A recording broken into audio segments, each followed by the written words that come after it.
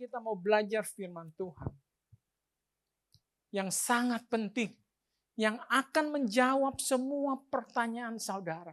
Kita hidup tidak mungkin tidak punya keinginan. Amin. Pasti. Saya tidak menghakimi keinginan saudara masing-masing. Ada yang benar, ada yang tidak benar. Tapi kita hidup semua mempunyai keinginan. Dan saya tahu banyak di antara kita yang mempunyai keinginan seakan-akan belum terjawab. Belum Tuhan kabulkan. Sehingga kita bertanya, Tuhan, di mana Engkau? Apakah Engkau mendengar? Engkau masih peduli kepada hidupku? Hari ini kita mau mengerti.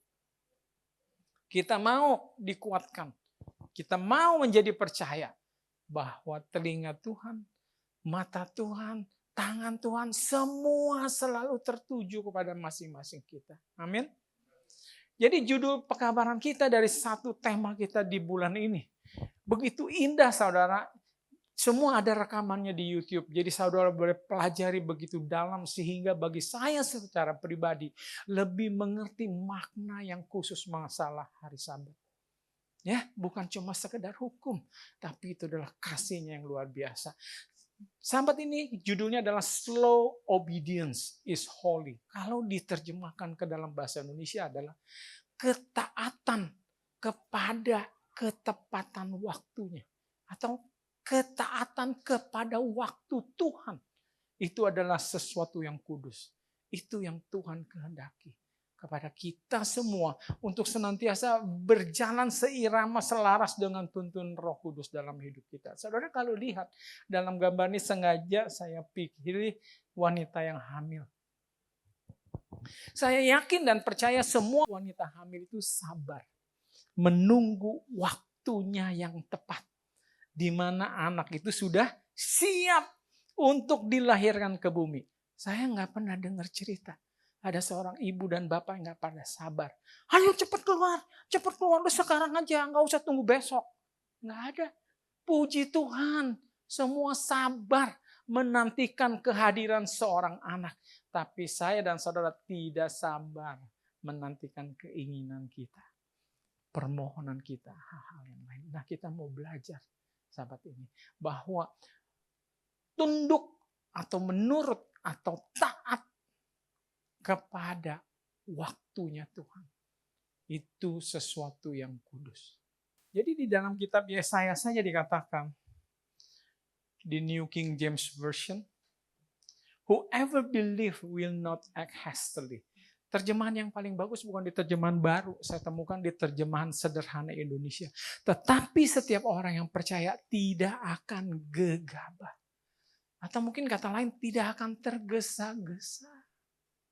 Ya, kalau seorang wanita, seorang pria, pasangan kekasih saling percaya satu yang lain, tidak tergesa-gesa. Yuk cepet nikah yuk, takut diambil orang. Enggak. Kalau memang sudah cinta, yakin enggak kemana-mana. Yakin saudara? Amin. Mungkin ada yang enggak mengaminkan karena pengalamannya berbeda. Oke. Tapi saudara percaya cinta enggak kemana-mana. Percaya saya. Mungkin satu pertanyaan, kalau saya nggak menikah sama istri saya, kira-kira saya menikah dengan siapa? Saya percaya Tuhan akan pertemukan dengan cara yang berbeda. Ya, oke. Arus dunia itu kita perlu sadari memang berbeda dengan irama Tuhan. Dunia itu terobsesi dengan kecepatan. Apa-apa maunya serba cepat. Internet maunya yang cepat, keputusan maunya cepat, terburu-buru, nggak mau ditunda-tunda. Ya, hubungan juga cepat, baru pacaran bentar langsung menikah besok. Semua maunya serba cepat. Sukses juga maunya instan, maunya cepat. Saudara ini mobil balap, adu cepat. Di dunia ini nggak menarik kalau adu lambat, itu siput. Adu sabar. Mau kita coba, bukan lari 100 meter lari cepat, lari lambat. Siapa yang mau nonton? Saya rasa kita nggak ada yang mau nonton. Karena gini, sengaja dipelan-pelan, gitu kan? Karena mau adu lambat. Nggak menarik di dunia ini. Bahkan saudara permainan catur, tahu permainan catur? Saya suka hobi juga main catur sama Brandon anak saya. Saya biasa dari dulu main catur itu nggak diburu-buru. Minimal satu partai 2 jam kita berpikir. Ya kan Brandon? Lalu sekarang ada permainan catur, saya nggak tahu istilahnya. Dipercepat, 5 menit kelar, ya kan? Aduh cepat, aduh saya bingung. Main begini dicepet-cepet, semuanya maunya serba cepat. Ya, ini budaya dunia yang diciptakan setan saya rasa. Sehingga menghalangi saya dan saudara. Karena Tuhan itu tidak demikian. Alkitab menyingkapkan sesuatu yang mengejutkan. Tuhan Yesus jarang bekerja dengan tergesa-gesa. Masih ingat pengalaman Lazarus?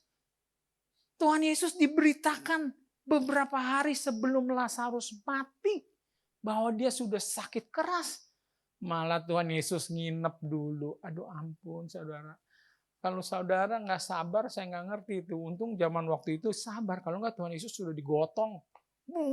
Pokoknya dibawa. Temuin Lazarus, mesti sembuhkan dengan segera. Tuhan tidak pernah tergesa-gesa. Segala sesuatu ada waktunya. Kita sudah mengerti kenapa Tuhan tunggu. Sampai Lazarus mati dan membusuk sedikit. Hampir membusuk dibilang ya.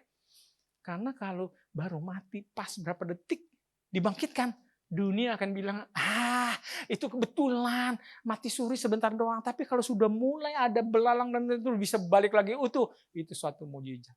Kita harus bersyukur, karena waktu Tuhan kita melihat satu mujizat yang besar. Amin. Kalau enggak, cuma ya orang sakit doang disembuhkan. Jadi maaf kata ya, kalau kita beriman, jangan minta cepat-cepat sembuh, biarin mati dulu, ntar dibangkitkan. Ya enggak? Karena hidup saudara akan menjadi satu mujizat yang luar biasa. Tapi kita semua takut. Ya enggak? Nah, tidak berani berserah kepada waktunya Tuhan. Saudara tahu, penciptaan alam semesta terjadi 6 hari. Setelah itu Tuhan berhari Sabat. Kita sudah belajar. Hari pertama dalam hidup manusia adalah berhari Sabat. Bukan bekerja cari duit. Kita udah belajar itu. Makanya Matius 6:33 benar sekali. Carilah dahulu kerajaan surga. Tapi kita ini semua skip. Kalau perlu nggak perlu sabat. Kalau perlu non-stop cari duit terus. Kan begitu. Ya kan? Jadi bisakah Tuhan kalau mau menciptakan dunia ini satu firman? Jadilah semua. Jadi. Langsung tuh. Jadi semua. Bisa nggak? Siapa yang bilang nggak bisa? Siapa yang berani bilang bisa? Semuanya bisa dan nggak bisa. Duh, kalau saya jadi dosen ya, murid-murid saya langsung saya catat. Siapa Joni? F semuanya. Gimana sih? Kok nggak berani? Katanya percaya tiada yang mustahil bagi Tuhan. Tuhan bisa jadikan semua sekali berfirman. Pertanyaannya kenapa tidak? Karena Tuhan tahu timing yang tepat. Ya, semua itu harus satu persatu. Ya, nggak bisa semua mau diborong sekaligus. Ya, mereka harus menunggu. Saya ambil beberapa contoh ya di Alkitab. Saudara tahu Yusuf? Yusuf dapat mimpi dari Tuhan bahwa dia akan menjadi apa? Orang yang penting, menyelamatkan sanak saudaranya. Tapi tunggu 13 tahun. Kemudian baru mimpinya terjadi. Saudara sabar nggak? Tunggu 13 tahun. Jangan kata 13 tahun baru seminggu udah ngomel-ngomel sama Tuhan. Gimana Tuhan? Mimpimu bohong kali ya. Katanya janjimu begini-begini. Yusuf menunggu 13 tahun. Dan saudara menunggu 13 tahun itu bukan di hotel bintang 5, bintang 7, bintang 11. Sampai masuk penjara. Menunggu janji Tuhan yang sudah diungkapkan. Coba saudara renungkan. Itu nyata loh. Kalau saudara nggak percaya firman Tuhan, jangan percaya ini. Itu firman Tuhan mengatakan, menunjukkan kepada kita. Yusuf saja tunggu 13 tahun. Lalu siapa lagi? Daud. Aduh saudara, kalau jadi Daud kita masih muda, diurapi. Hai engkau jadi Presiden Republik Indonesia berikutnya menggantikan Prabowo. Kita udah langsung, ya kan? Tapi tunggu berapa tahun? 15 tahun kemudian. Sabar nggak? Daud lolos pada ujian yang Tuhan berikan. 2 kali kesempatan dia bisa Raja Saul. Biar dia bisa cepat naik tahta. Betul nggak? Tapi dia lakukan nggak? Tuhan sudah tahu dia akan lolos. Cuma buat nunjukin kita nih. Ya. Jadi kenapa dia harus tunggu 15 tahun sejak diurapi baru jadi raja. Lalu siapa? Abraham. Udah tua. Tuhan bilang, aku janji menjadikan bangsamu seperti bintang di langit, pasir di laut. Mesti tunggu berapa? 25 tahun, ampun. Ya, tadinya masih kakek-kakeknya mungkin begini, mungkin udah mulai begini, baru bisa punya anak, bisa. Ya, ini cuma ilustrasi, tapi saya yakin Abraham tetap gagah sehat. Ya, tapi harus tunggu 25 tahun. Banyak. Ini nanti ikut komsel aja kalau kita mau diskusi lebih banyak, ya. Karena di sini waktunya singkat. Ini banyak ceritanya semua di belakang ini begini begitu ya. Oke. Ya salah satunya Abraham gara-gara nggak sabar, istrinya juga nggak sabar, betul kan? Akhirnya sampai sekarang Timur Tengah tuh. Ya. Lalu bangsa Israel, saudara bayangkan bangsa Israel tunggu 420 tahun di Mesir.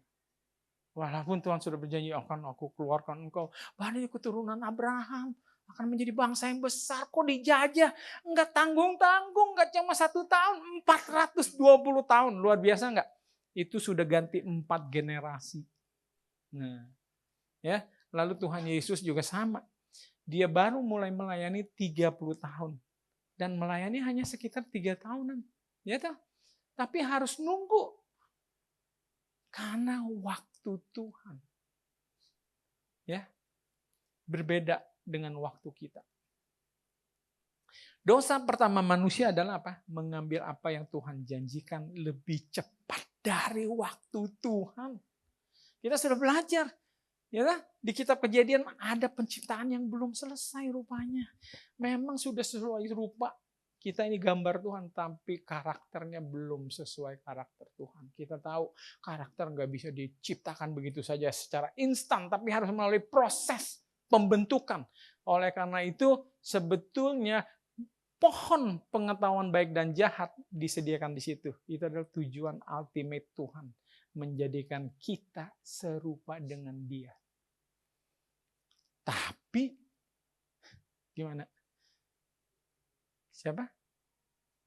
Hawa digoda sama setan kan, dan Hawa begitu, nggak mau tunggu lagi mendingan sekarang aja. Itu jadi kesalahan Hawa adalah tidak menolak kehendak Tuhan untuk menjadi serupa dengan Dia, tapi Hawa hanya mempercepatnya. Jadi jangan coba-coba ilustrasi apa tuh kepompong jadi kupu-kupu. Ada yang pernah coba anak-anak, kesian dipercepat aja kepompongnya dibuka, mati, nggak jadi kupu-kupu, jadi kipi-kipi. Coba bayangin. Itu kalau belum sesuai dengan waktunya, ya. Seringkali rasa ingin cepat muncul dari sumber spiritual yang salah.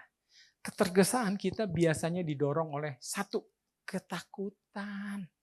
Saya takut kehilangan kesempatan ini. Betul nggak? Sehingga bahkan udah hari Sabat skip aja. Doa juga di skip. Apapun di skip. Karena kita apa? Takut kehilangan. Ya kan? Ya, termasuk kita mau jalan naik kereta, naik pesawat juga bisa takut ketinggalan. Sehingga takut ketinggalan kita mengorbankan yang lain-lain. Yes, termasuk waktu kita bersama Tuhan. Jadi ini nih, takut kehilangan. Kalau orang Chinese bilang tuh kang tao. Apa sih? Itu kayak opportunity, berkat, duit. Jadi, waduh, hari Sabat lagi rame nih. Waduh, ada deal nih, minta ketemunya hari Sabat nih. Kan gitu. Kita tetap tinggalkan hari Sabat itu kenapa? Karena kita takut kehilangan. Tapi kita juga jadi suka buru-buru. Kita segala sesuatu mau diburu-buru, takut kehilangan, kemarahan. Saya harus menyelesaikannya sekarang juga, emosi. Saya maunya sekarang. Gitu. Seperti Esau yang kacang merah itu. Ya, keinginan duniawi, saya harus memilikinya saat ini juga. Tekanan, saya malu jika belum mencapainya sekarang. Jadi tekanan luar, termasuk pernikahan. Aduh, belum nikah, udah mesti gini, saya malu. Jadi dia nikah aja besok sama siapa aja. Ujung-ujungnya masuk perangkap dan menderita. Kalau bukan waktunya Tuhan. Kesombongan, saya harus membuktikan kemampuan diri saya. Kontrol, saya yang harus memastikan hal ini terjadi. Ini nih yang berbahaya, kontrol.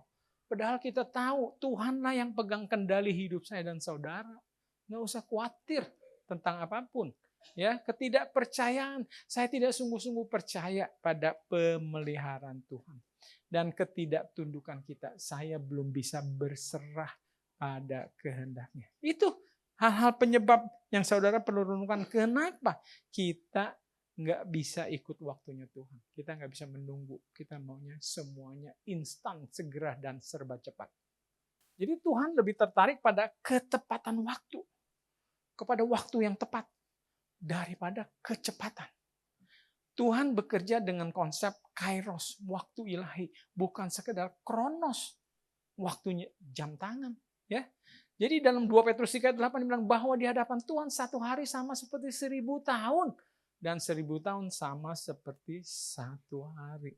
Jadi kalau saudara nunggu baru 15 tahun, dihitung-hitung baru berapa jam bagi Tuhan itu. Kok nggak sabar amat sih nunggu beberapa jam, ya kan? Jadi kita mesti sinkron dengan Tuhan punya tolok ukur ya.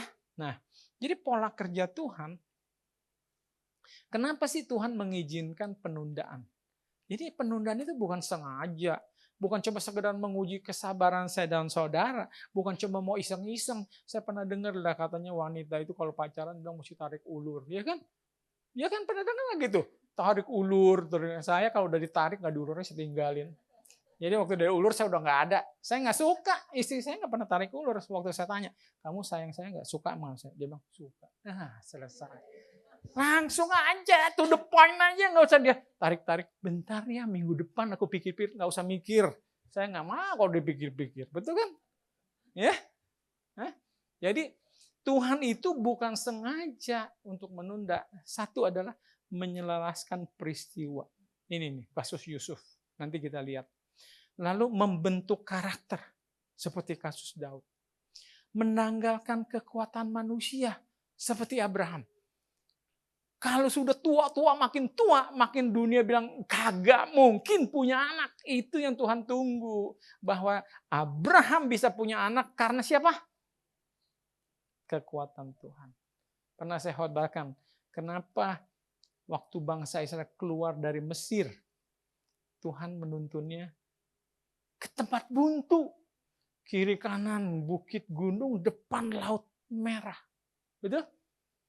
Itu Firaun sama jenderalnya ketawa. Ya Tuhannya Israel bodoh. IQ-nya rendah. Nggak tahu strategi berperang. Masa dibawa ke tempat buntu. Betul? Tapi kita sudah ngerti tujuannya apa? Tuhan mau tunjukkan. Tiada batasan bagi Tuhan. Tiada yang mustahil bagi Tuhan. Sehingga sangat extraordinary banget keluarnya bangsa Israel dari Mesir. Karena kalau ceritanya cuma dia jalan-jalan di kebun bunga, di kebun buah, anggur. Dah, kurang dramatis. Tapi bayangkan dia sampai ke jalan buntu, sudah hampir mati. Laut terbelah 2. Amin. Jadi saudara harus ingat waktunya Tuhan itu ada satu tujuan yang luar biasa. Ada yang Tuhan mau tunjukkan. Karena kenapa? Kita ini selalu penyakitnya apa? Kurang percaya. Wah, kalau kita semua imannya kuat, percaya begitu, Tuhan nggak perlu repot-repot. Masalahnya kita ini selalu kurang percaya. Ya, seperti Thomas gitu kan. Mungkin Thomas masih bening, udah ada bukti tusuk lambung, udah percaya. Kita kadang-kadang sudah banyak bukti Tuhan berkat dalam hidup kita, masih nggak percaya. Kemarin hampir mati kelaparan, terus Tuhan dari berkat, sekarang gitu lagi, udah berapa kali. Tapi berikutnya berkali-kali masih aja keraguan kita sama, betul nggak? Ayo ngaku aja, ngaku, angkat tangan. Sama kita ini semua sering begitu. sering melupakan pimpinan Tuhan. Ya, bahkan yang Brian pernah khotbahkan, bangsa Israel di padang gurun, dia bersungut di atas tiang awan, di atas tiang api. Saudara, seringkali kita bersungut lagi naik mobil. Mobil itu berkat siapa Tuhan? Ya, kita lagi duduk di meja makan, lagi makan di rumah segala macam. Itu berkat Tuhan, saudara. Bagaimana saya dan saudara bersungut kepada Tuhan di dalam berkat yang kita nikmati. Coba saudara renungkan, ya. Jadi 4 apa? Mempersiapkan sistem dan sejarah. Luar biasa. Bangsa Israel masuk ke Mesir sebagai sebuah keluarga. Tapi waktu keluar sebagai sebuah bangsa yang besar. Ya, itu udah beda. Keluar cuma keluarga dan keluar sebagai satu bangsa. Itu sesuatu yang berbeda. Ya. Tetapi realita keempat pola ini seringkali dikombinasi. Ya, terjadi dan bisa secara bersamaan. Mungkin kalau kita yang terlalu imannya, percayanya lemah banget, kedot banget. Saya rasa 4 ini dikombinasi sama Tuhan. Seperti obat jamu, tolak angin ada, tolak badai ada, semuanya ada. Ya kan? Supaya kita ini benar-benar sadar gitu loh. Nggak cukup cuma satu ramuan, harus semuanya diborong. Nah, ya. Oke. Jadi kita lihat satu pengalaman dari Yusuf. Ini luar biasa. Di dalam Kejadian 15 ayat 13 dan 14 rupanya sudah dinubuatkan. Firman Tuhan kepada Abram, ketahuilah dengan sesungguhnya bahwa keturunanmu akan menjadi orang asing dalam satu negeri. Jadi akan menjadi orang asing di satu negeri, di Mesir, ya kan? Yang kita tahu, yang bukan kepunyaan mereka. Dan bahwa mereka akan diperbudak dan dianiaya 400 tahun lamanya. Sudah dinubuatkan, tetapi bangsa yang akan memperbudak mereka akan kuhukum. Dan sesudah itu mereka akan keluar dengan membawa harta benda yang banyak. Oh, sorry. Saya kira ada suara apa. Tetapi engkau akan pergi kepada nenek moyangmu dengan sejahtera. Engkau akan dikuburkan pada waktu telah putih rambutmu. Ini perhatikan ayat 16. Tetapi keturunan yang keempat. Jadi sampai 4 generasi saudara bangsa Israel di Mesir akan kembali ke sini. Sebab sebelum itu kedurjanaan orang Amori itu belum genap. Nah ini kok ada kaitannya dengan pelepasan bangsa Israel dari Mesir dengan kedurhakaan dari bangsa kafir. Ini disebut bangsa Amori. Itu yang saya sudah baca di salah satu tulisan Rombot. Orang bilang Tuhan itu kejam. Dia bilang Tuhan itu kejam dulu. Wah, dibasmi-basmi itu semua orang-orang kafir. Ternyata enggak. Tuhan itu panjang sabar. Dia tunggu bangsa Amori untuk bertobat 400 tahun. Enggak cukup. Saudara cukup nggak ditunggu untuk bertobat sama Tuhan? Kita aja belum tahu kedatangan Tuhan Yesus yang kedua kali. Betul? Ya, jadi Tuhan itu panjang sabar. Tuhan itu sama kemarin, hari ini dan besok. Jadi jangan bilang, oh Tuhan Yesus, Tuhan Maha Kasih. Kalau Tuhan Allah, Tuhan Maha Kejam. Aduh, kok Tuhan banyak sekali versinya. Ya, di sini kita baru pelajari. Ya, jadi poin-poin penting dari ayat tadi adalah pembebasan dan harta. Tuhan berjanji akan menghukum bangsa yang memperbudak mereka. Dan keturunan Abraham akan keluar membawa harta yang banyak. Jadi Tuhan juga nggak mau melepaskan mereka ke padang belantara terus miskin. Ya, enggak loh. Keluar dengan banyak harta benda yang tidak sedikit. Lalu apa? Janji pribadi kepada Abraham. Abraham sendiri dijanjikan akan meninggal dalam damai dan hidup lanjut umur. Nubuat perbudakan. Keturunan Abraham akan menjadi orang asing dan diperbudak selama 400 tahun di negeri yang bukan milik mereka, yaitu Mesir. Lalu waktu kembali, keturunan Abraham akan kembali ke tanah perjanjian Kanaan pada generasi keempat. Alasan penundaan, Tuhan belum memberikan tanah tersebut saat itu karena kejahatan orang Amori belum mencapai puncaknya, belum genap. Jadi bangsa Amori yang ada di Kanaan. Jadi kadang-kadang penundaan Tuhan itu juga melibatkan faktor luar yang memang harus sinkron ya dengan kebijakannya, dengan hikmatnya. Nah, kembali sedikit mengenai Sabat. Jadi Sabat ini bukan sebagai hukum, tapi sebetulnya adalah untuk spiritual practice supaya kita bisa apa? Slow obedience. Tiap Sabat aja nggak bisa, suruh tinggalin kerjaan, urusan kantor, jamaah datang sehari doang nggak bisa. Ini aja nggak bisa, gimana nanti saudara bisa untuk perkara yang lebih besar? Firman Tuhan mengatakan apa? Siapa yang setia dalam perkara kecil, baru setia perkara besar. Jadi jangan omong kosong. Kalau suruh tinggalkan pekerjaan semua, kuduskan hari Sabat bertemu Tuhan aja nggak bisa, jangan bilang, besok saya mau mati buat Tuhan. Seperti Petrus. Saya ragu tuh. Jadi semua itu perlu latihan. Makanya hari Sabat Tuhan berikan untuk kita melatih disiplin rohani iman kita di dalam ketaatan yang tenang. Masih ingat bahwa dibilang Sabat itu lebih dari sekedar istirahat. Sabat adalah sebuah sistem pelatihan rohani. Dalam Keluaran 16 kita melihat ujian Sabat yang pertama bangsa Israel diperintahkan. Kumpulkan mana hanya selama 6 hari. Jangan ada pengumpulan di hari ke-7. Kenapa? Karena Sabat mengajarkan kita untuk percaya pada pemeliharaan Tuhan. Sabat memutus belenggu ketergesaan. Dunia ini berkata, bekerja lebih keras supaya lebih berhasil dan kaya, bergerak lebih cepat, hasilkan lebih banyak. Namun Sabat berkata, berhenti.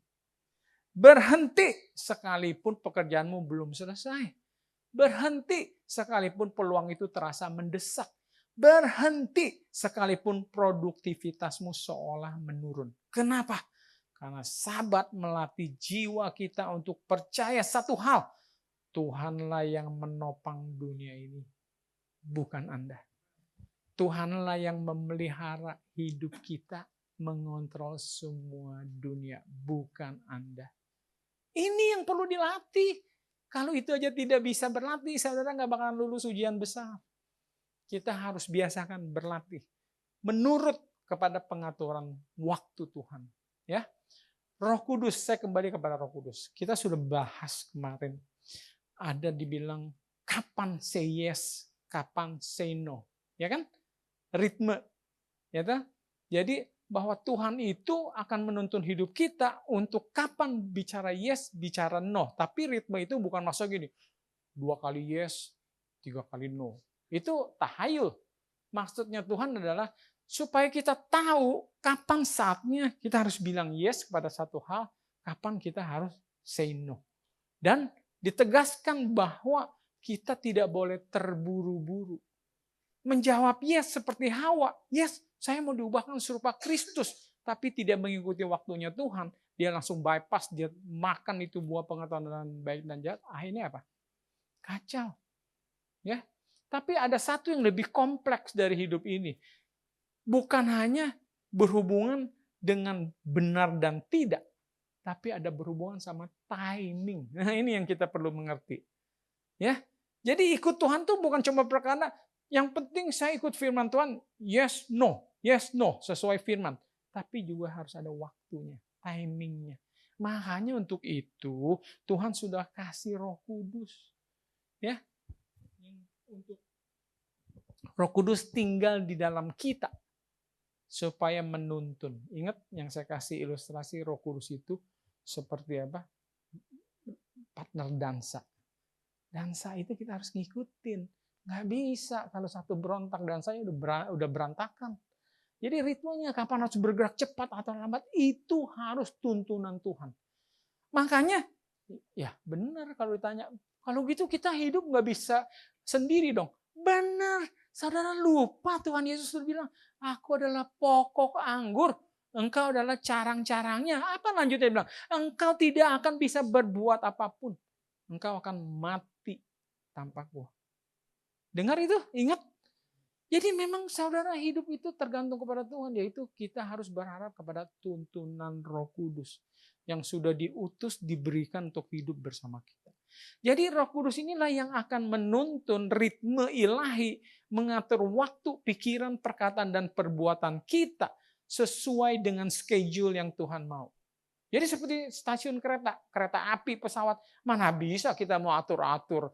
Nggak bisa, kita harus menyesuaikan diri. dengan jadwal itu. Begitu juga saudara. Kok kalau jadwal kereta api sama pesawat saudara tunduk ya? Takut dia. Sampai apa-apa buru-buru. Nggak mau terlambat. Tapi kalau kebaktian, jangan lupa ya 10.30. Tadinya jam 9, udah dimundurin jam 10, mundurin lagi 10.30, masih terlambat. Saya yakin jam 1 pun orang datang terlambat. Amin. Maaf ya, agak pedes. Jangan besok marah nggak datang lagi. Terserah, itu hak saudara, hak pilih. Amin. Tapi memang kenyataannya begitu. Kalau kereta, pesawat kita takut ketinggalan. Kalau khotbah nggak takut. Ketinggalan kebaktian nggak takut. Coba saudara renungkan hal itu. Ya. Jadi dalam hidup ini kompleks. Ingat, hidup ini nggak sederhana. Jadi saudara perlu tuntunan Roh Kudus. Saya jawabnya gampang. Kalau semua bertanya, Pak, kenapa saya udah sering berdoa, saya ikut rajin ke gereja, perpuluhan, segala hidup saya masih berantakan. Saudara sudah ikut tuntunan Roh Kudus enggak? Kalau enggak, hidupnya berantakan. Mohon maaf, udah pasti. Saya sudah katakan, permintaan kepada Tuhan yang instan Tuhan akan berikan apa? Permintaan Roh Kudus. Saudara minta Roh Kudus, Tuhan langsung kasih. Kita perlu ya tuntunan Roh Kudus untuk supaya kita peka, bukan hanya kita jadi tahu mana yang yes dan no, karena kadang-kadang ada yang abu-abu. Tapi kita juga tahu timingnya. Kapan kita harus yes. Karena terlambat, kita sudah ngerti lah bicara timing. Kalau terlambat juga repot. Ya, Galatia 5 ayat 22 dikata buah roh adalah kesabaran, makrotimia. Jadi kesabaran bukanlah sekedar sifat bawaan, dia orangnya sabar, omong kosong. Nggak ada orang yang punya kesabaran kalau bukan karena dari Roh Kudus. Ya, jadi kesabaran bukanlah sekedar sifat, tetapi adalah buah roh. Ya, ketaatan yang tenang, slow obedience, bukanlah sebuah kelemahan. Itu adalah tanda kedewasaan rohani. Kalau anak-anak saudara sudah dewasa belum? Coba, Roy udah dewasa atau belum? Kita tinggal coba. Dia minta sesuatu, terus dia bilang, enggak sekarang ya Roy. Ya kan? Terus dia lihat juga, aduh tabungan agak menipis nih, perlu nanti anak masuk universitas. Kalau Roy belum dewasa, enggak peduli, saya mau beli mobil baru. Biarin aja, nanti anak kuliah urusan belakang. Dia belum dewasa. Amin? Setuju nggak? Saudara juga belum dewasa. Kalau apa-apa nggak bisa menahan. Ya, keinginan itu apa-apa maunya sekarang. Nah, termasuk keinginan daging kita. Ya, ini saudara. Saya mau kasih contoh yang terakhir ya. Jadi masih ingat ini perempuan yang mengalami pendarahan. Ya, pendarahan berapa? 12 tahun. Kita berpikir, enak banget ya ini wanita. Kayaknya keinginannya langsung instan. Nggak perlu menunggu. Saudara, dia menunggu 12 tahun di dalam pain. Saudara masih bagus. It's better. Lebih baik kalau suruh menunggu 20 tahun tetapi tidak di dalam pain. Paham ya? Tapi mau nggak suruh tunggu dalam pendarahan begini? Nunggu dalam pendarahan dikira enak. Walaupun saya bukan wanita ya. Saya nggak anggap ringan ya. Pendarahan itu sesuatu yang luar biasa. Sakit dan bikin tubuh segala macam. 12 tahun. Lalu ini poinnya. Kok timingnya tepat? Dia datang menghampiri Tuhan, dia berani terobos itu keramaian, dia sentuh. Itu adalah tuntunan Roh Kudus menuntun dia untuk ayo sentuh jubah Tuhan Yesus pada waktu yang tepat. Itu kalau dia waktu itu zamannya bukan pada waktu itu lain cerita, bukan waktunya Tuhan. Jadi saudara harus perhatikan kenapa kita butuh Roh Kudus. Karena jangan sampai Tuhan sudah persiapkan segala-segalanya, kita masih bobo aja. Masih tenang, masih nggak ngerti. Ya aduh, gimana sih nih kereta udah mau berangkat, masih tidur, masih belum sadar gitu kan. Ya, jadi Roh Kudus akan menyadarkan kita. Makanya kita harus peka untuk membedakan. Ini suara Tuhan, suara Netflix, ya kan? Suara YouTube, suara Instagram, Facebook, TikTok, atau suara Tuhan. Makanya rajin baca firman. OCC ada acara Follow the Bible. Kita luar biasa Follow the Bible. Udah perjanjian baru udah habis. Sekarang udah di kitab Yesaya. Mana yang lain? Saya tunggu. Nggak apa-apa, lebih bagus terlambat daripada never. Setuju nggak? Bohong. Ya kan? Kita semua pinternya doang. Peribahasa. Iya, lebih bagus terlambat daripada tidak. Tapi you never do it. Ya kan? Jadi harus kita belajar firman Tuhan supaya kita nggak gampang ditipu. Makanya Hawa ditipu. Enggak, kita bisa. Tuhan Yesus bisa melawan ujian di padang gurun dengan firman. Kalau enggak repot. Oke. Jadi ingat ya, itu tidak instan. Ya. Cuma dia karena mau berharap berserah kepada tuntunan Tuhan, makanya dia tidak terlambat dalam penyembuhan itu. Jadi wait for the Lord, be strong and take heart, and wait for the Lord. Dalam bahasa Indonesia, nantikanlah Tuhan, kuatkanlah dan teguhkanlah hatimu. Ya, nantikanlah Tuhan. Maksudnya kita harus tunggu, jangan bypass. Kalau ada sakit penyakit, kayaknya nggak sembuh-sembuh, langsung cari dukun. Yang paling top di mana? Itu satu kekejian bagi Tuhan. Ya, saudara ingin cepat kaya, sukses, nggak sabar doa. Cari orang pintar. Itu kekejian bagi Tuhan, saudara. Saudara harus percaya pertimbangan Tuhan. Kalau memang tepat waktunya seperti kandungan dalam perut sang ibu, pasti dilahirkan kok. Masa Tuhan mau bikin-bikin lama? Janganlah, dilamain aja 12 bulan. Entah jadi kayak gajah. Gajah berapa bulan tuh? Berapa tahun kali ya kandungannya beda-beda. Ya. Jadi harus percaya, tunggu kepada waktunya Tuhan. Penyembahan sejati adalah memberikan kembali kontrol waktu kepada Tuhan. Ya, saudara. Itu yang Tuhan minta. Ya, yuk ikut kepada tuntunan Tuhan. Tuhan nggak suka, nggak berharap cuma kita bilang puji-puji, hebat Tuhan, haleluya gini. Tapi bandel terus. Betul? Saudara pilih. Mau punya anak di rumah yang selalu bilang gini, Papa ganteng, Mama cantik sedunia. Tapi anaknya berontak mulu, nggak pernah mau nurut. Pilih. Siapa yang pilih anak yang pertama? Enggak? Kok nggak mau? Kita aja tahu. Kok kita nggak bisa ngerti sih maunya Tuhan? Betul? Tuhan cuma mau saya dan saudara menurut. Selesai. Supaya semua rencana Tuhan, kehendak Tuhan terjadi di dalam saya dan saudara. Ya. Untung ilustrasinya apa? Seperti tanah liat di tangan tukang periuk. Kan gitu. Coba kalau seperti macan yang ganas di tangan tukang itu, pusing. Untung kita diibaratkan seperti tanah liat. Tanah liat itu harus diam. Gimana? Saudara ke tukang rambut aja diam. Coba pergi cukur rambut. Nggak mau diem-diem. Saya nggak tahu rambutnya jadi model apa nanti. Ya kan? Oke. Jadi kita akan berkata, saya akan menunggu, saya tidak akan memaksa, saya percaya waktumu lebih baik. Itu adalah ibadah yang paling dalam. Nah ini terakhir, mungkin kalau dipikir-pikir, kita Purwodika berdiri sejak 87, dan kita baru pindah di gedung ini tahun 2017. Jadi kira-kira setelah 30 tahun. Saya rasa panjang kesaksiannya. Saya juga mengalami pergumulan. Bukan sekarang juga enggak, tetapi ini adalah sebuah milestone bagi perjalanan hidup saya melalui Purwodika. Tunggu 30 tahun. Jadi saudara bersabar.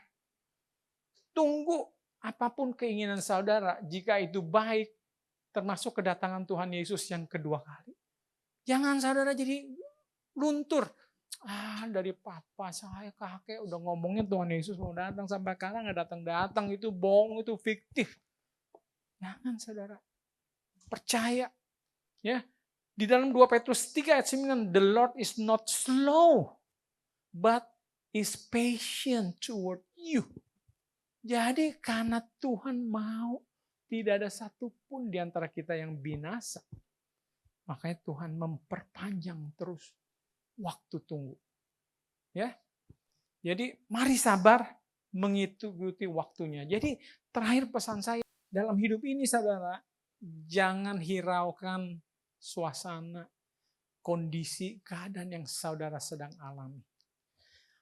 Kalau saudara menghadapi badai ataupun, jangan saudara fokus kepada badai. Fokuslah kepada Tuhan dan berdoa. Dan di dalam doa juga bukan doa seperti anak-anak. Tuhan, langsung dong hindarin dari masalah ini, langsung tiadakan. Kita mau sukses, mau kaya, kita langsung doa. Tuhan, saya mau kaya. Itu doa anak kecil. Kalau doa orang dewasa, Tuhan tunjukkan apa kehendak-Mu. Berikan kekuatan kepadaku, tuntunanmu supaya aku bisa melalui apapun yang Kau kehendaki untuk aku lalui. Supaya tiba pada waktunya sebagaimana Yusuf di dalam penjara. Dia berdoa, dia berserah, dia bertahan. Sehingga pada waktu dia keluar dari penjara. Saudara tahu, waktu di dalam penjara, dia bertemu dengan juru minum dan juru masak, juru roti raja. Setelah juru itu mengetahui dia pesan masih nunggu 2 tahun. Jadi waktu menunggu itu kadang-kadang memang kita tidak mengerti. Tapi saudara harus percaya waktu Tuhan adalah yang terbaik. Amin. Jadi saya berharap setelah ini jangan hidup kita penuh dengan persungutan. Jangan hidup kita ini penuh dengan pertanyaan. Yang satu hal yang paling penting adalah apakah saudara tetap berdamai, berjalan bersama Tuhan. Itu yang penting. Karena kalau tetap saudara tuntunan dengan Tuhan, walaupun slow, tapi pasti saudara sampai ke tujuan. Dan setelah sampai, saudara menoleh ke belakang. Tidak ada kata lain, saudara bersyukur. Ya, sudah melalui semua itu bersama. Biarlah firman ini menjadi berkat, mengubahkan hidup saya dan saudara untuk lebih bersuka cita, ya, untuk lebih bersyukur senantiasa di dalam Tuhan. Ada Tuhan, selalu ada harapan. Dengan kuasa-Nya Dia berikan pertolongan meski jalan